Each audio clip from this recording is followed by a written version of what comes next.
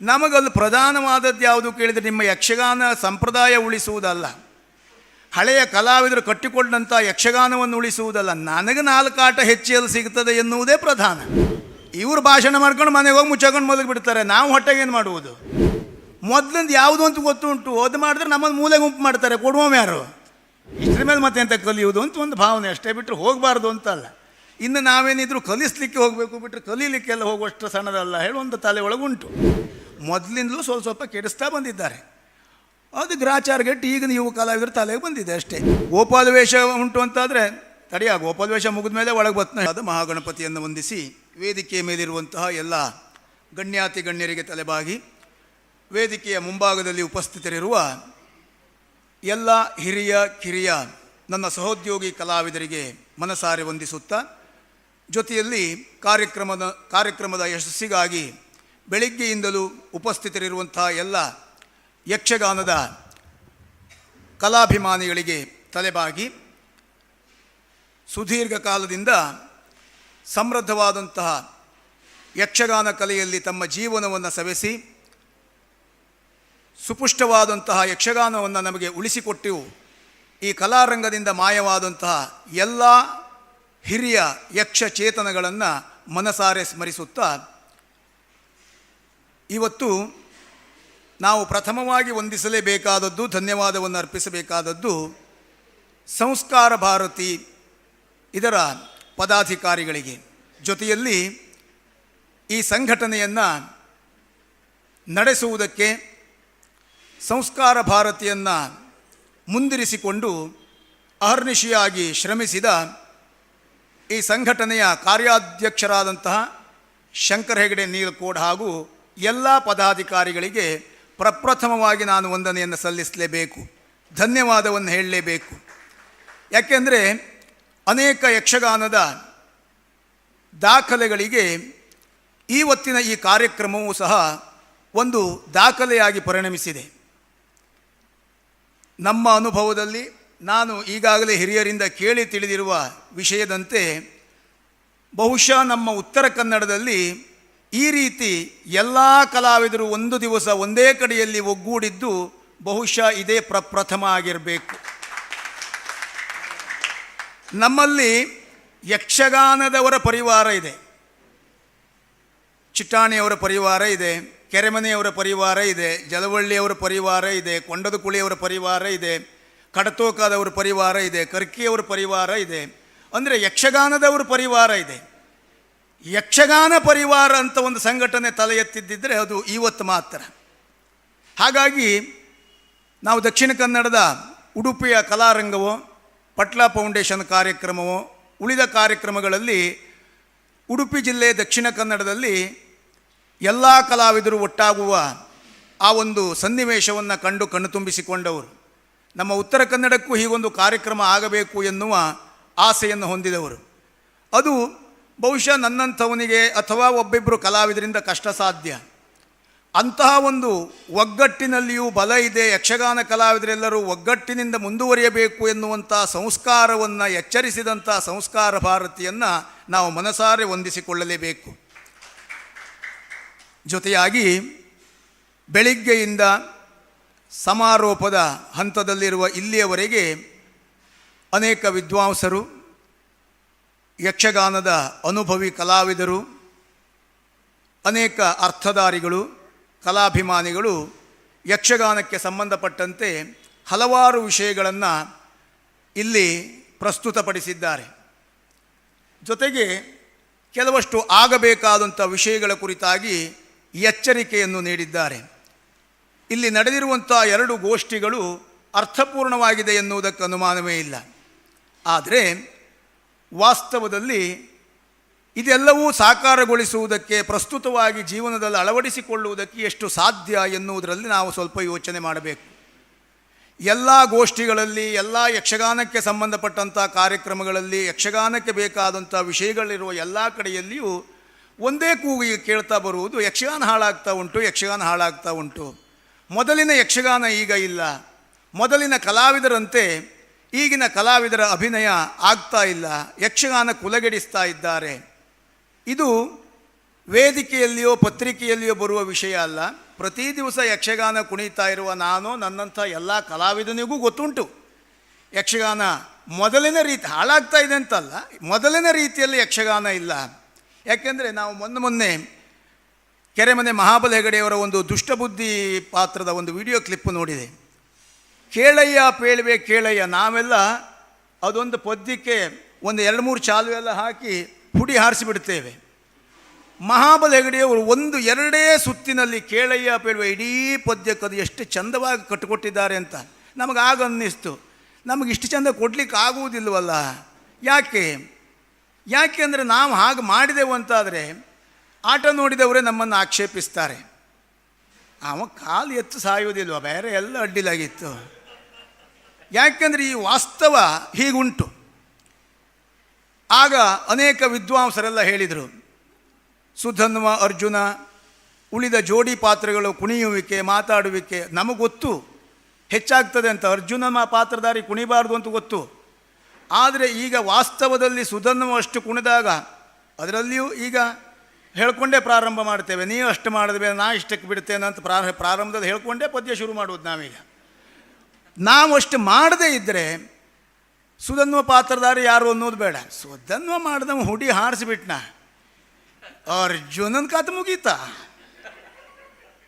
ಅಂದರೆ ಆ ವರ್ಷ ಮತ್ತು ಆ ಕಡೆಯಲ್ಲಿ ಎಲ್ಲೂ ಅವನಿಗೆ ಆಟಕ್ಕೆ ಕರೆಯುವುದಿಲ್ಲ, ಅಷ್ಟು ವ್ಯವಸ್ಥೆ. ಅದಕ್ಕಿಂತಲೂ ಹಾಗಾದರೆ ಈ ಅಪಸವ್ಯಗಳು, ಈ ಗೊಂದಲಗಳು, ಅಪವಾದಗಳು ಮೊದಲು ಇರಲಿಲ್ವ? ನಾವು ಕೇಳಿದ ಹಾಗೆ ಬಹುಶಃ ಆ ಹಳೆ ಕಾಲದಲ್ಲಿಯೂ ನಮ್ಮ ತಂದೆಯವರೆಲ್ಲ ಹೇಳ್ತಾ ಇದ್ದಾಗ ಆಗಲೂ ಇತ್ತು. ಆದರೆ ಅಷ್ಟು ಬೇಗ ಜನರಿಗೆ ಗೊತ್ತಾಗುವುದಿಲ್ಲವಾಗಿತ್ತು. ಈ ವರ್ಷ ಆದದ್ದು ಬರುವ ವರ್ಷ ಗೊತ್ತಾಗ್ತಿತ್ತು. ಈಗ ಹಾಗಲ್ಲ. ಇವತ್ತು ನಾವಿಲ್ಲಿ ಏನು ಮಾತಾಡಿದ್ದೇವೆ ಇನ್ನು 1 ನಿಮಿಷದಲ್ಲಿ ಅಮೇರಿಕದಲ್ಲಿದ್ದವರಿಗೆ ಗೊತ್ತಾಗ್ತದೆ. ನಮಗೆ ಆಟ ಸಿಗುವುದೇ ಹೋಗುವ ಕಾರಣವೇ ಅದು. ಆಗ ನಮಗೆ ಅನಿವಾರ್ಯ. ಸೋದನ್ನು ಮಾಡಿದವಷ್ಟು ಕುಣಿದಿದ್ದಾನೆ ಹೇಳಾದ್ಮೇಲೆ ನಾ ಕುಣಿಯುವುದೇ ಎಷ್ಟು ಕಾಲು ಸೋಲುವಲ್ಲಿವರೆಗೆ. ನಮಗಲ್ಲಿ ಪ್ರಧಾನವಾದದ್ದು ಯಾವುದು ಕೇಳಿದರೆ ನಿಮ್ಮ ಯಕ್ಷಗಾನ ಸಂಪ್ರದಾಯ ಉಳಿಸುವುದಲ್ಲ, ಹಳೆಯ ಕಲಾವಿದರು ಕಟ್ಟಿಕೊಂಡಂಥ ಯಕ್ಷಗಾನವನ್ನು ಉಳಿಸುವುದಲ್ಲ. ನನಗೆ 4 ಆಟ ಹೆಚ್ಚೆಯಲ್ಲಿ ಸಿಗ್ತದೆ ಎನ್ನುವುದೇ ಪ್ರಧಾನ. ಈ ವಿಮರ್ಶೆ ಮಾಡುವವರು, ವಿಮರ್ಶೆ ಬರೆದವ್ರು ಯಾರಾದರೂ ನಿನಗೆ ಆಟಕ್ಕೆ ಬರಲ್ಲ ಮಾರಯ್ಯ, ನೀ ಮೊನ್ನೆ ನಾವು ಹೇಳ್ದಂಗೆ ಮಾಡಿ ನಿನಗೊಂದು 5 ಆಟ ತಪ್ಪೋಯ್ತು ನಮಗೆ ಸಂಬಳ ಕೊಟ್ಟು ಹೋಗ್ತಾರೆ ಯಾರಾದರೂ. ಇವರು ಭಾಷಣ ಮಾಡ್ಕೊಂಡು ಮನೆಗೆ ಹೋಗಿ ಮುಚ್ಚಾಕೊಂಡು ಮಲಗಿ ಬಿಡ್ತಾರೆ. ನಾವು ಹೊಟ್ಟೆಗೇನು ಮಾಡುವುದು? ಹಾಗಾಗಿ ನೋಡಿ, ಒಂದು ಉದಾಹರಣೆ ಕೊಡ್ತೇನೆ. ಈ ವರ್ಷ ಯಾವುದು ಸತ್ಯ ಯಾವುದು ಸುಳ್ಳು ನಿದರ್ಶನ. ಬಡಗಿನ ಬಯಲಾಟದ ಪ್ರಸಿದ್ಧ ಮೇಳ ಹಾಲಾಡಿ ಮೇಳ, ಅಲ್ಲಿ ಪಂಜರ ಪಕ್ಷಿ ಎನ್ನುವಂಥ ಒಂದು ಪ್ರಸಂಗ. ನಾನು ಕೆಲವು ಕ್ಲಿಪ್ ನೋಡಿದ್ದು ಬಿಟ್ಟರೆ ಆಟಕ್ಕೆ ಹೋಗಲಿಲ್ಲ. ಆದರೆ ನಮ್ಮ ಮನೆಯವ್ರದ್ದೆಲ್ಲ ಒತ್ತಾಯ ಉಂಟು, 19ನೇ ತಾರೀಕು ಹೊನ್ನಾವರದಲ್ಲುಂಟು ಹೋಗಬೇಕು ಅಂತ. ನಾನು ತಿಳಿದ ಹಾಗೆ ಇಡೀ ಪ್ರಸಂಗದಲ್ಲಿ ಕಾಲಮಿತಿ ಪ್ರಯೋಗ, ಹೆಚ್ಚಿನ ಪದ್ಯಗಳು ಸಿನಿಮಾ ಶೈಲಿಯ ಪದ್ಯಗಳು, ಸಂಭಾಷಣೆಯು ಸಿನಿಮಾ ಶೈಲಿಯದ್ದೇ. ಆದರೆ 148 ಪ್ರಯೋಗವನ್ನು ಬೇಸಿಗೆಯಲ್ಲಿ ಹಾಲಾಡಿ ಮೇಳ ಕಂಡಿದ್ದೇಳಾದರೆ ಯಾವುದನ್ನು ಮಾಡಬೇಕು ಹೇಳಿ? ನಿಮ್ಮ ಪೌರಾಣಿಕ ಯಾರಿಗೆ ಬೇಕು? ಕಲಾವಿದ ಬದುಕಬೇಕು. ಬಹುಶಃ ಯಕ್ಷಗಾನದ ಇತಿಹಾಸದಲ್ಲಿ ಒಂದು ಬಯಲಾಟದ ಮೇಳ ಬೇಸಿಗೆಯ ನವೆಂಬರ್ನಿಂದ ಮೇ ತಿಂಗಳವರೆಗೆ ತಿರುಗಾಟ ಮುಗಿಸಿ ಮಳೆಗಾಲದಲ್ಲೂ ಒಂದು ಬಯಲಾಟದ ಮೇಳದ ಪ್ರಸಂಗ ಪ್ರದರ್ಶನ ಆದದ್ದು ಇತಿಹಾಸದಲ್ಲೇ ಇಲ್ಲವೇನೋ. ಈ ವರ್ಷ ಮಳೆಗಾಲದಲ್ಲಿ ಸಹಿತ ಆಟ. ನಿನ್ನೆ ಅವ್ರದ್ದು ಮೈಸೂರಿನಲ್ಲಿ ಆಟ, ಇವತ್ತು ಬೆಂಗಳೂರಲ್ಲಿ ಆಟ, ನಾಳೆ ಬೆಂಗಳೂರಲ್ಲಿ ಆಟ, ತುಮಕೂರಲ್ಲಿ ಆಟ. ನೋಡಿ, ಘಟಾನುಘಟಿ ಕಲಾವಿದರನ್ನು ಹಾಕ್ಕೊಂಡ್ರು, ಒತ್ತಾಯ ಮಾಡಿ ದಮ್ಮಯ್ಯ ಹಾಕಿದ್ರು. ಬರದೇ ಇರುವ ಹೊನ್ನಾವರದಲ್ಲಿ ಜುಲೈ 19ಕ್ಕೆ ಆಟ. ನಮ್ಮ ಹೊನ್ನಾವರಕ್ಕೆ ಅದೊಂದು ದೊಡ್ಡ ಹಿರಿಮೆ ಉಂಟು. ನೀವು ಘಟಾನುಘಟಿ ಕಲಾವಿದರು ಹಾಕಿ ಅಣ್ಣ ಬಂದು ಹೇಳಿ ದಮ್ಮಯ್ಯ ಹಾಕಿದ್ರು ದೇವರಾಣೆ ಬರುವುದಿಲ್ಲ ಆಟಿಗೆ. ಇನ್ನು ಅಂಥ ಹುಚ್ಚಿಡಿದವ್ರು ಬರ್ತಾರಷ್ಟೇ. ಅಂದರೆ ಅಂಥ ಪ್ರದೇಶದಲ್ಲೂ ಹಾಲಾಡಿ ಮೇಳದ ಪಂಜರ ಪಕ್ಷಿ ಪ್ರಸಂಗ ಸಂಯೋಜನೆ ಮಾಡಿದ್ದಾರೆ. ಅದು ಎಷ್ಟು ವ್ಯಾಪಿಸಿರಬಹುದು, ಅದು ಎಷ್ಟು ಪ್ರಚಾರ ಆಗಿರಬಹುದು. ನಮಗೆ ಈಗ ಯುವ ಕಲಾವಿದರಿಗೆಲ್ಲ ಏನಾಗಿದೆ ಕೇಳಿದ್ರೆ ಕೌರವನ ಪರಿಸ್ಥಿತಿ ಆಗಿದೆ. ಧರ್ಮ ಯಾವುದು ಅಂತ ಗೊತ್ತುಂಟು, ನಮಗೆ ಆಚರಿಸ್ಲಿಕ್ಕೆ ಆಗುವುದಿಲ್ಲ. ಅಧರ್ಮ ಯಾವುದು ಅಂತ ಗೊತ್ತುಂಟು, ಬಿಟ್ಟಿರ್ಲಿಕ್ಕೆ ಆಗುವುದಿಲ್ಲ. ಈಗಿಂದ ಯಕ್ಷಗಾನ ಅಲ್ಲಂತ ನಮಗೆ ಗೊತ್ತುಂಟು, ಮೊದಲಿಂದ ಮಾಡಿದ್ರೆ ನಡೆಯುವುದಿಲ್ಲ. ಮೊದಲಿಂದ ಯಾವುದು ಅಂತ ಗೊತ್ತುಂಟು, ಅದು ಮಾಡಿದ್ರೆ ನಮ್ಮನ್ನು ಮೂಲೆ ಗುಂಪು ಮಾಡ್ತಾರೆ, ಕೊಡುವ ಯಾರು? ಈ ಪರಿಸ್ಥಿತಿಯಲ್ಲಿ ನಾವಿರುವಾಗ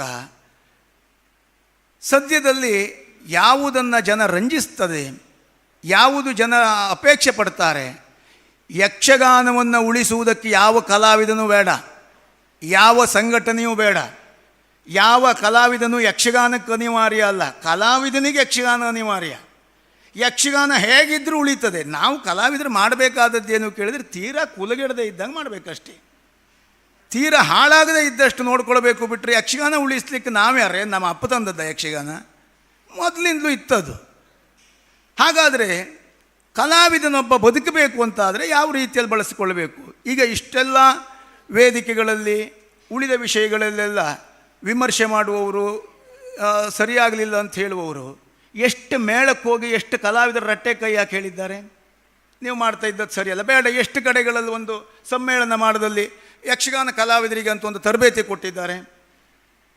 ಹಾಳಾಗಿದೆ ಅಂತ ನಾವು ಹೇಳುವಾಗ ಸರಿ ಮಾಡುವುದು ಹೇಗೆ ಅಂತ ನೋಡಬೇಕು. ಸರಿ ಮಾಡುವುದಕ್ಕೆ ಯಾವ ಮಾರ್ಗವನ್ನು ನಾವು ಕಂಡುಕೊಳ್ಳಬೇಕು? ವರ್ಷಿಡೀ ಹಾಳಾಗೋಗಿದೆ ಹಾಳಾಗೋಗಿದೆ ಹಾಳಾಗೋಗಿದೆ ಅಂತ ಹೇಳಿದರೆ ಅದು ಹಾಳಾಗ್ತಾನೆ ಇರ್ತದೆ, ಬಿಟ್ಟರೆ ಮತ್ತೆ ಸರಿಯಾಗುವುದಿಲ್ಲ. ಈಗ ಉಡುಪಿಯ ಕಲಾರಂಗ ಹಿರಿಯ ಕಲಾವಿದರನ್ನು ಇರಿಸಿಕೊಂಡು 5 ದಿವಸ, ಕಳೆದ ವರ್ಷ 1 ವಾರ, ಈ ವರ್ಷ 5 ದಿವಸ ಹಿರಿಯ ಕಲಾವಿದರನ್ನು ಮುಂದಿರಿಸಿಕೊಂಡು ಯಕ್ಷಗಾನ ಕಲಾವಿದರಿಗೆ ತರಬೇತಿ ಕೊಡ್ತು. ಯಕ್ಷಗಾನ ಕಲಾವಿದರಿಗೆ, ಹೊಸದಾಗಿ ಕಲಿಯುವವರಿಗಲ್ಲ. ಅದರಲ್ಲಿ ಎಷ್ಟು ಜನ ಕಲಾವಿದರು ಭಾಗವಹಿಸಿದ್ದಾರೆ? ಎಲ್ಲ 25-30 ಜನ ಕಲಾವಿದರು ಹೋಗಿದ್ದಾರೆ. 1-1.5 ಸಾವಿರ ಜನ ಕಲಾವಿದರಿದ್ದಾರೆ. ಆ ತರಬೇತಿ ಯಾರಿಗೂ ಬೇಡ. ದಿವಸಕ್ಕೆ ಎಷ್ಟು ಆಟ ಬುಕ್ ಆಗ್ತದೆ ಹೇಳೋದು ಅಷ್ಟೇ ಬೇಕೀಗ. ಆ ಸಹನೆಯೂ ಯಾರಿಗಿಲ್ಲ. ನಾನು ಹೋಗಲಿಲ್ಲ, ನಾನು ಹೋಗದೇ ಇದ್ದರೆ ನಡಿಬೋದು ಅಂತ ನನ್ನೊಂದು ಭಾವನೆ. 35 ವರ್ಷ ಆಯ್ತಲ್ಲ ಸರ್ವೀಸು, ಇಷ್ಟರ ಮೇಲೆ ಮತ್ತೆ ಎಂತ ಕಲಿಯುವುದು ಅಂತ ಒಂದು ಭಾವನೆ ಅಷ್ಟೇ, ಬಿಟ್ಟರೆ ಹೋಗಬಾರ್ದು ಅಂತಲ್ಲ. ಇನ್ನು ನಾವೇನಿದ್ರು ಕಲಿಸ್ಲಿಕ್ಕೆ ಹೋಗಬೇಕು, ಬಿಟ್ಟರೆ ಕಲೀಲಿಕ್ಕೆಲ್ಲ ಹೋಗುವಷ್ಟು ಸಣ್ಣದಲ್ಲ ಹೇಳೋ ಒಂದು ತಲೆ ಒಳಗುಂಟು. 50ನೇ ವರ್ಷದ ಕಾರ್ಯಕ್ರಮ ಹತ್ತಿರ ಬಂತು, ಮತ್ತು ಇನ್ನೂ ಕಲಿತಾವನೇ ಅವನಿಗೆ ಎಂತ ಮಾಡೋದು ಅಂತ ಹೇಳಿದ್ರು ಅದು ಒಂದು ದೊಡ್ಡ ರಗಳೆ ಆಗ್ತದೆ. ಮತ್ತು ಆ ಕಾರಣಕ್ಕೆ ಅಂದರೆ ಕಲಾವಿದನಿಗೂ ಕಲಿಬೇಕಾದಂಥ ಅನಿವಾರ್ಯತೆ ಇನ್ನೂ ಕಾಣಲಿಲ್ಲ.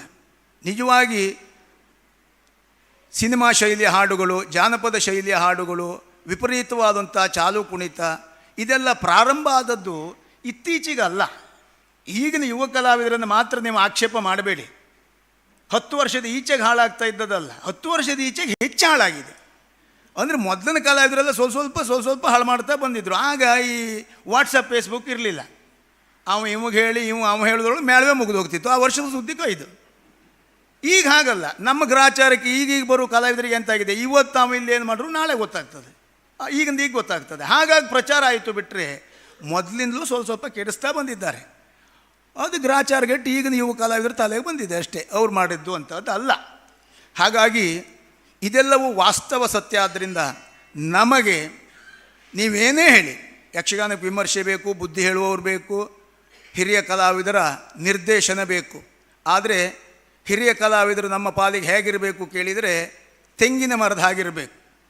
ತೆಂಗಿನ ಮರ ಎಷ್ಟೇ ಎತ್ತರಕ್ಕೆ ಹೋದರೂ ಆಚೆ ಈಚೆ ಉಳಿದ ಮರಗಳೆಲ್ಲ ಬೆಳೆಯುವುದಕ್ಕೆ ಅವಕಾಶ ಕೊಡಬೇಕು. ಹಿರಿಯ ಕಲಾವಿದರು ಆಲ್ದ ಮರ ಆಗಬಾರ್ದು. ಆಲ್ದ ಮರ ಬೆಳೆದಲ್ಲಿ ಮತ್ತು ಬೇರೆ ಮರವೇ ಬೆಳೆಯುವುದಿಲ್ಲ, ಗಿಡವೇ ಹುಟ್ಟುವುದಿಲ್ಲ. ನೋಡಿ, ಹಾಗಾಗಬಾರ್ದು. ತೆಂಗಿನ ಮರದೋಪಾದಿಯಲ್ಲಿ ಹಿರಿಯ ಕಲಾವಿದರು ಬೆಳೆದು ನಿಂತರೆ ಹಿರಿಯ ಕಲಾವಿದರಿಗೆ ರಟ್ಟೆಗೆ ಕೈ ಹಾಕಿ ಕೇಳಿದರೆ, ನಮ್ಮಲ್ಲಿ ಈಗಲೂ ಹಿರಿಯ ಕಲಾವಿದರನ್ನು ಗೌರವಿಸುವ ಸಂಸ್ಕಾರ ಉಂಟು, ಹಿರಿಯ ಕಲಾವಿದರನ್ನು ಗೌರವದಿಂದ ಕಾಣುವ ಗುಣ ಉಂಟು. ಅಂಥ ಸಜ್ಜನಿಕೆಯ ಯುವ ಕಲಾವಿದರು ಅನೇಕರಿದ್ದಾರೆ. ಎಲ್ಲೋ ಅಪವಾದ ಕೆಲವರು ಇರಬಹುದು. ನಮಗೂ ನಿರ್ದೇಶನ ವಿಮರ್ಶೆ ಬೇಡ ಅಂತಿಲ್ಲ, ಎಲ್ಲ ಕಲಾವಿದರು ಒಪ್ಪಿಕೊಳ್ತಾರೆ. ಆದರೆ ಅದನ್ನು ಹೇಳುವ ರೀತಿಯಲ್ಲಿ ಹೇಳುವ ಪರಿಸ್ಥಿತಿಯಲ್ಲಿ ಹೇಳುವ ಅಂಥವರೊಬ್ಬರು ಬೇಕು. ಅಂಥದ್ದಕ್ಕೆ ಹೇಳುವಂಥ ಒಂದು ಅವಕಾಶವನ್ನು ನಡೆಸಿಕೊಡುವ ಒಂದು ವೇದಿಕೆ ಬೇಕು. ಹಾಗಾಗಿ ಈ ಸಂಸ್ಕಾರ ಭಾರತಿಯವರ ಈ ಕಾರ್ಯಕ್ರಮ ಜೊತೆಯಲ್ಲಿ ನೀಲಕೋಟೆ ಶಂಕರ ಹೆಗಡೆಯವರು ಹೇಳಿದಾಗೆ ಇವತ್ತು ಬಂದಾಯಿತು ನಾಳೆ ಹೋಗಾಯಿತು ಮಾಡಬೇಡಿ.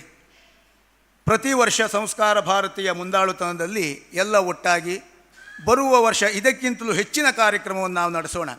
GL ಹೆಗಡೆಯವರು ಜೊತೆಯಲ್ಲಿ ಶಿವಾನಂದ ಹೆಗಡೆಯವರು ಯಕ್ಷಗಾನದ ಅನೇಕ ಅನುಭವಿ ಹಿರಿಯ ಕಲಾವಿದರನ್ನು ಮುಂದಿಟ್ಟುಕೊಂಡು ಎಲ್ಲ ಉತ್ತರ ಕನ್ನಡದ ದಕ್ಷಿಣ ಕನ್ನಡದ ಎಲ್ಲ ಯುವ ಕಲಾವಿದರಿಗೆ ಹೇಳೋಣ, ಹೀಗೀಗೆ ಯಕ್ಷಗಾನದ ಬಗ್ಗೆ ನಮಗೆ ಉಪದೇಶ ಕೊಡಲಿಕ್ಕೆ ಇಂಥವ್ರು ಬರ್ತಾ ಇದ್ದಾರೆ, ಎಲ್ಲ ಬರಬೇಕು, ಒತ್ತಾಯ ಮಾಡಿ ಕರೆಯೋಣ. ಆ ಮೂಲಕವಾಗಿ ಆದಷ್ಟು ಸಂಪ್ರದಾಯಕ್ಕೆ ಒತ್ತು ಕೊಡೋಣ. ಪೂರ್ಣ ಸಂಪ್ರದಾಯವನ್ನೇ ಮಾಡಿದರೆ ಆ ಜನವನ್ನು ನೋಡುವುದಿಲ್ಲ. ಈಗ ಯಾರಿಗೂ ಬೇಡ. ಗೋಪಾಲ ವೇಷ ಉಂಟು ಅಂತಾದರೆ ತಡೆಯ, ಗೋಪಾಲ ವೇಷ ಮುಗಿದ ಮೇಲೆ ಒಳಗೆ ಬತ್ನ ಹೇಳು ಕಾಲ ಇದು. ಭಾಷಣ ಮಾಡ್ತಾಯಿದ್ರೆ ಭಾಷಣ ಮುಗಿದ ಮೇಲೆ ಬರುವವರು. ಯುದ್ಧ ಕುಣಿತ ಬೇಡ. ಸ್ತ್ರೀ ವೇಷ ಪ್ರವೇಶ ಆಗುವುದೇ ಚಾ ಕುಡಿಲಿಕ್ಕೆ ಹೋಗಲಿಕ್ಕೆ ಜನರಿಗೆ. ವನವಿಹಾರ ಶುರು ಆಯಿತೋಳಾದ್ರೂ ಕೂಡ ಒಂದು ಕವಳ ತಿನ್ಕ ಬತ್ತೇಳಿ ಎದ್ದು ಹೋಗ್ತಾ. ಅಂದರೆ ಯಾವುದು ಬೇಡ ಆಗಿದೆ. ಮಾಡಬೇಕು ಎಂದು ನಮಗೂ ಗೊತ್ತುಂಟು, ನಾವು ಮಾಡ್ಬೋದಿತ್ತು. ಸ್ವೀಕಾರ ಮಾಡುವವರು ಯಾರು? ಈಗ ಏನಿದ್ರು ಏಕದಮ್ ವೇಗ, ಎಲ್ಲ ಫಾಸ್ಟ್ ಫಾಸ್ಟ್ ಫಾಸ್ಟ್. ಮೊದಲು ಚಂದ್ರಾಚರಿತ್ರೆಯೋ ಹರಿಶ್ಚಂದ್ರನೋ ಇಡೀ ರಾತ್ರಿ ಒಂದೇ ಪ್ರಸಂಗ ಮಾಡ್ತಿದ್ರಂತೆ. ಈಗ ಅಂಥದ್ದು 3 ಹರಿಶ್ಚಂದ್ರನ ಮಾಡ್ತೇವೆ ನಾವು. ಆದರೂ ಜನರಿಗೆ ಸಾಕಾಗುವುದಿಲ್ಲ, ಜನರಿಗೂ ಸಾಕಾಗುವುದಿಲ್ಲ, ನಮಗೂ ಹೆಚ್ಚು ಬೆಳೆಸ್ಲಿಕ್ಕೆ ಬರೋದಿಲ್ಲ. ಮತ್ತೊಂದು ಕಲ್ಯಾಣ ಇಟ್ಟರು ಇಟ್ಟಾಯಿತು, ಬೆಳಗಾಗುವುದಿಲ್ಲಲ್ಲ. ಅಂದರೆ ಆ ವೇಗಕ್ಕೆ ನಾವು ಹೊಂದಿಕೊಂಡಾಗಿದೆ. ಹಾಗಾಗಿ ನೀವು ಹೇಳುವುದು ಸತ್ಯ, ನಾವು ಹೇಳುವುದು ಪರಮ ಸತ್ಯ. ನಮ್ಮದನ್ನು ಸ್ವೀಕಾರ ಮಾಡಿ, ನಿಮ್ಮದನ್ನು ನೀವು ಹೇಳುವುದು ಬಿಡಬೇಡಿ. ಯಾಕೆಂದರೆ ನೀವು ಹೇಳ್ತಾ ಇದ್ರೆ ಹಾಗೊಂದು ಇತ್ತು ಎನ್ನುವ ಕಲ್ಪನೆಯಲ್ಲಿ ನಾವು ಜೀವನ ಮಾಡ್ತೇವೆ. ದಯವಿಟ್ಟು ಅದನ್ನೆಲ್ಲ ಅಳವಡಿಸ್ಕೊಳ್ಳಿಕ್ಕೆ ಕಷ್ಟ. ನಿಮಗೆ ತೀರಾ ಇತ್ತೀಚಿನ ಯಕ್ಷಗಾನ ಮತ್ತು ಯುವ ಕಲಾವಿದರ ನಾಟ್ಯ, ಕುಣಿಲಿಕ್ಕೆ ಕುಣಿತ ಇದೆಲ್ಲ ನೋಡಲಿಕ್ಕೆ ಸಾಧ್ಯ ಇಲ್ಲ ಅಂತಾದರೆ ಆದಷ್ಟು ನಮ್ಮ ಪೌರಾಣಿಕ ಪ್ರಸಂಗಕ್ಕೆ ಬನ್ನಿ. ಅಲ್ಲಿ ನಮ್ಮ ತಪ್ಪುಗಳಲ್ಲೂ ಇರುವುದಿಲ್ಲ ಅಂತಲ್ಲ, ಅಲ್ಲೂ ಇರ್ತದೆ.